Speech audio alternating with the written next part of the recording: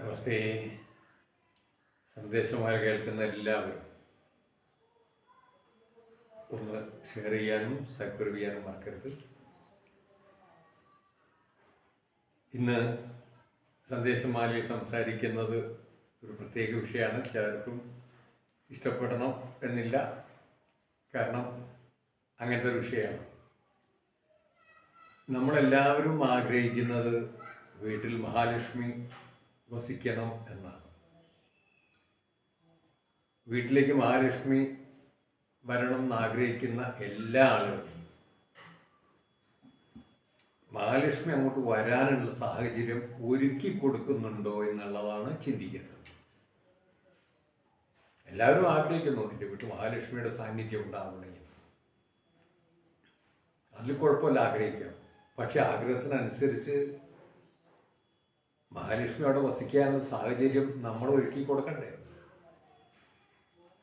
ചില വീടിൻ്റെ മുമ്പത്ത് കയറി വരുന്ന പടിക്കെ തന്നെ കാണാം വീട് തുടയ്ക്കുന്ന തുണി കോലുമായിട്ട് അവിടെ തന്നെ വെച്ചിട്ടുണ്ടാവും. ആ ബക്കറ്റ്, ചൂല്. ആകെ 2-3 വീട്ടുകാരാണ് അവിടെ താമസക്കാർ.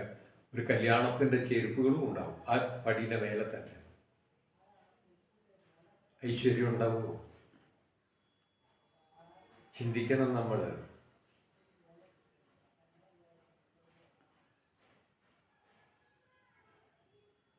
സ്ത്രീകൾ കുളിയൊക്കെ കഴിഞ്ഞ് വന്നിട്ട് ചിലരുടെ വൈകുന്നേരം ഒരു മുടി നന്നാക്കരുത്.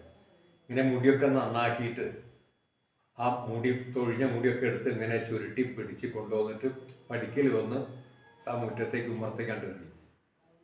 മഹാലക്ഷ്മിയുടെ മുഖത്തേക്കല്ലേ എറിയണം. ഐശ്വര്യം ഉണ്ടാവും ആ വീട്ടിൽ. അതേ പടിയിൽ ഇരുന്നിട്ടാണ് പലരും നഖം മുറിക്കുക. ആ പടിക്കലിരുന്ന് ഇങ്ങനെ കട്ടുകൊണ്ട് നഖം മുറിച്ച് അവിടെ തന്നെ തൊഴിച്ചിട്ടിട്ട് പോകും. ആ നഖം ചവിട്ടിയിട്ട് വേണ്ട ഒരാൾക്ക് കടന്നു വരാൻ.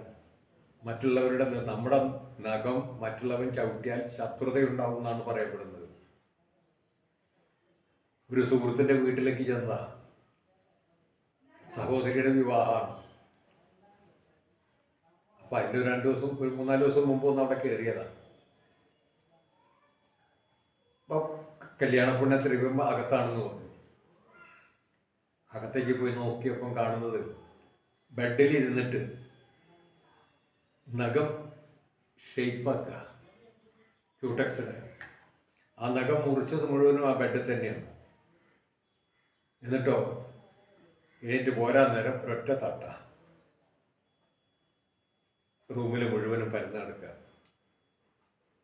അത് ചവിട്ടിയിട്ട് വേണ്ടേ മറ്റുള്ളവർക്ക് നടക്കാൻ? കലഹം തീരുവോ അവിടെ? നഖം ദാരിദ്ര്യം ഉണ്ടാക്കുന്നതാണ്. നോക്കണ്ടേ, ശ്രദ്ധിക്കേണ്ടത്. ചില സ്ത്രീകൾ പുരുഷന്മാരും എല്ലാവർക്കും ഉള്ളതാണ്. ഇങ്ങനെ കടിക്കാം. നഖം ഇങ്ങനെ കടിച്ചിട്ട് എവിടെയാണോ ഇരിക്കുന്നത് അവിടെ തൂക്കിയിട്ടില്ല. എവിടെ ഇരുന്നാലും വേണ്ടിയില്ല. അടുക്കളയിലാണ് അടുക്കളയിൽ, ബെഡ്റൂമിലാണെങ്കിൽ ബെഡ്റൂമിൽ, പൂജാമുറിയിലാണ് അവിടെ കടിച്ചിട്ട് ഇങ്ങനെ തുപ്പിയിടുക.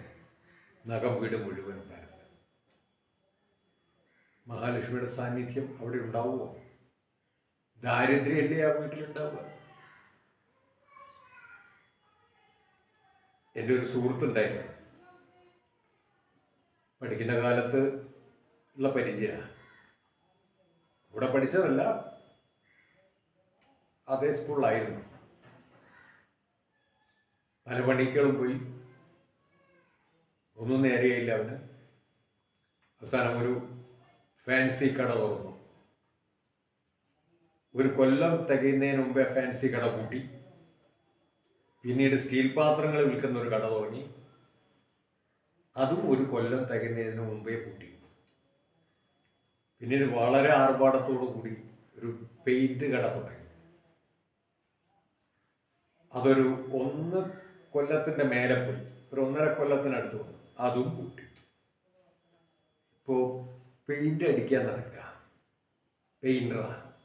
ഇപ്പോൾ ഇടയ്ക്കൊന്ന് വീട്ടിൽ വരും, കുറച്ചു നേരം ഇരിക്കും. കുറച്ചു നേരം ഇരുന്ന് വർത്തമാനമൊക്കെ പറഞ്ഞ് അദ്ദേഹം പോയി കഴിഞ്ഞാൽ പിന്നെ എനിക്ക് പണിയാണ്. ഞാൻ ചൂലെടുത്ത് കൊണ്ടുവന്നിട്ട് ഇരുന്ന ഭാഗത്ത് അടിക്കണം, അടിച്ച് വൃത്തിയാക്കുക. എന്തിനാണെന്നറിയൂ? അദ്ദേഹം വന്നിരുന്നാൽ കാലിന് മേലെ കാലെടുത്ത് വെച്ചിട്ട് ആ നഖത്തിനെ മുഴുവനും കയ്യിനെ കൊണ്ട് ഇങ്ങനെ ഞെരണ്ടി പിടിച്ച് കാലിനെ നഖം മുഴുവൻ മുറിച്ച് അവിടെ ഇടും. എന്നിട്ട് അത് പൊറുക്കി കളയണം. അതാ എൻ്റെ പണി. നഖം വീട്ടിലിടാൻ പാടില്ല. ദാരിദ്ര്യം ആ വീട്ടിൽ നിന്ന് ഒഴിഞ്ഞു പോവുകയില്ല. അതാണ് നഖം.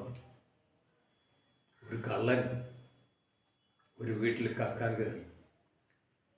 അയാൾ സാധനങ്ങളൊക്കെ നല്ല മാന്യനായ കള്ളനാണ്. ആവശ്യത്തിനേ കക്കുള്ളൂ, ബാക്കി അവിടെ തന്നെ ഇട്ടു.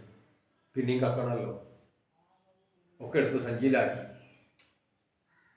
നേരം വെളുത്ത് രാവിലെ വീട്ടുകാരെ ഉണർന്നു നോക്കുമ്പോൾ കാണുന്നത് സോഫയിൽ ഒരാൾ കിടന്നുറങ്ങുന്നു. വന്ന് വിളിച്ച്, എന്താ ഇവിടെ കിടന്നുറങ്ങണം, നിങ്ങളാരാ, എന്താ വന്ന്? ഞാനൊരു കള്ളനാണ്, കക്കാൻ വന്നതായിരുന്നു. സാധനമൊക്കെ കട്ട്, അങ്ങയുടെ സ്വർണവും പണമൊക്കെ സഞ്ചിയിലുണ്ട്, എന്താ വെച്ചോളൂ. എൻ്റെ അടുത്ത് കൊണ്ടുപോകാമെന്ന് അയാൾ ചോദിച്ചു നിൽക്കുക. കൊണ്ടുപോകണമെന്നുണ്ടായിരുന്നു, പക്ഷേ എൻ്റെ കയ്യിൻ്റെ അബദ്ധത്തിലൊരു കഷ്ണം നഖം ഇവിടെ വീണുപോയി. അത് തിരയായിരുന്നു ഞാൻ ഇത്രയും നേരം. അത് തിരഞ്ഞിട്ട് അതെടുത്തിട്ട് വേണം കളയാൻ, പക്ഷെ കിട്ടിയില്ല. അങ്ങനെ ക്ഷീണം കൊണ്ട് ഇവിടെ കിടന്ന് ഉറങ്ങിപ്പോയതാണ്. എന്താണെന്നറിയോ, നഖം ഇവിടെ ഇട്ട് പോയാൽ നിങ്ങൾ ദാരിദ്ര്യം പിടിച്ച് മുടിഞ്ഞു പോകും. പിന്നെ എനിക്ക് കക്കാൻ സ്ഥലം ഉണ്ടാവില്ല. നിങ്ങൾ ദരിദ്രവാസികളാവരുത്, എന്നും ഐശ്വര്യത്തോടെ നിറഞ്ഞു നിൽക്കണം. അതിനിവിടെ നഖം വീഴരുത്. ആ നഖം അത്ര ഐശ്വര്യക്കാടാണ്. അതുകൊണ്ട് അത് തിരയായിരുന്നു ഞാൻ. ആ കള്ളനോട് ഇവർക്ക് ബഹുമാനം തോന്നും.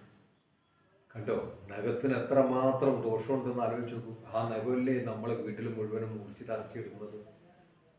ഒന്ന് വെറുതെ എല്ലാവരും ഒന്ന് ആലോചിക്കുക, ആ നഖം നല്ലതോ ചീത്തയോ.